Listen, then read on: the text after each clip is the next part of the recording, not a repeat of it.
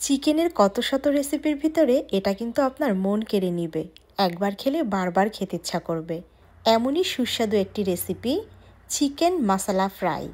আসসালামু আলাইকুম, সবাইকে নতুন একটা ভিডিওতে স্বাগতম। চলুন তাহলে রেসিপিটি শুরু করি। আমি অনেকগুলো চিকেনকে ছোট ছোট পিসে কেটে নিয়েছি। এবারে মশলাটা রেডি করে নিব। দিয়ে দিয়েছি আদা এবং রসুনের পেস্ট। এখন দিয়ে দিচ্ছি গরম মশলা, আরও দিচ্ছি সয়া সস, এখন দিয়ে দিচ্ছি টমেটো সস।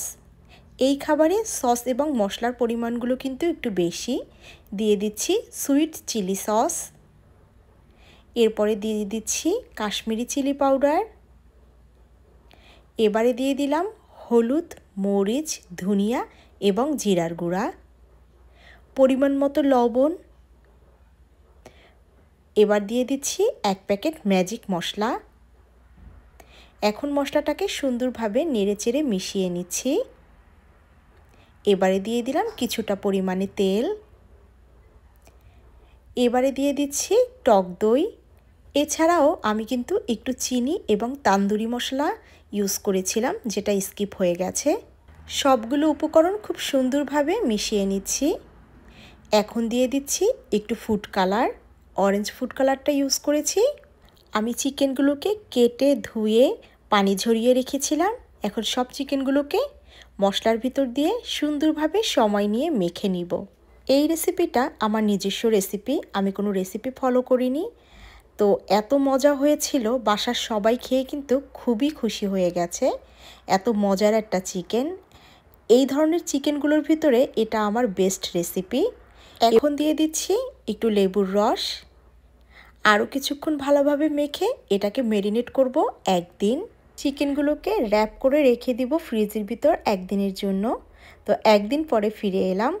এই সুস্বাদু চিকেনগুলো আজকে ফ্রাই করা হবে। তো যার জন্য দিয়ে দিচ্ছি প্যানে পরিমাণ মতো তেল। এখানে কিন্তু ডুবা তেলের কোনো প্রয়োজন নেই। ফ্রিজ থেকে বের করার কারণে আমি চিকেনগুলোকে একটু নেড়ে চেড়ে সুন্দরভাবে মেখে নিচ্ছি। এবারে ফ্রাই করব। যারা প্রতিদিন আমার ভিডিও দেখেন, অসংখ্য ধন্যবাদ আমার ভিডিওগুলো সম্পূর্ণ দেখার জন্য। যদি ভিডিওটি বেশি ভালো লেগে যায় তাহলে কিন্তু শেয়ার করে দিবেন। আর এ ধরনের নিত্য নতুন ভিডিও পেতে অবশ্যই আমার আইডিটা ফলো দিয়ে রাখবেন। এই চিকেনটা পোলাও কিংবা ভাত, রুটি কিংবা পরাটা, নান রুটির সাথেও খাওয়া যাবে।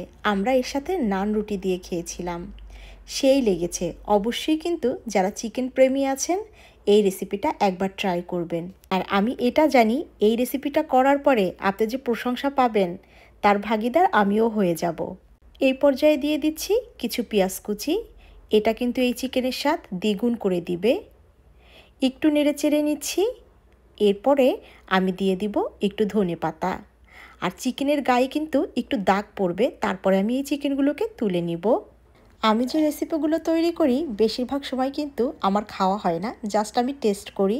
কারণ নিজে রান্না করি তো খেতে ভালো লাগে না। কিন্তু এই চিকেন রেসিপিটা আমার কিন্তু বেশ ভালো লেগেছে। এটা ছিল চিকেনের ফাইনাল লুক। এই যে দেখুন, আমি পরিবেশন করে নিয়েছি। বাচ্চা থেকে বড় সবাই কিন্তু অনেক বেশি পছন্দ করবে এই চিকেন রেসিপিটি। সবাই ভালো থাকবেন, দোয়া রাখবেন। আজ এ পর্যন্ত। আল্লাহ হাফেজ।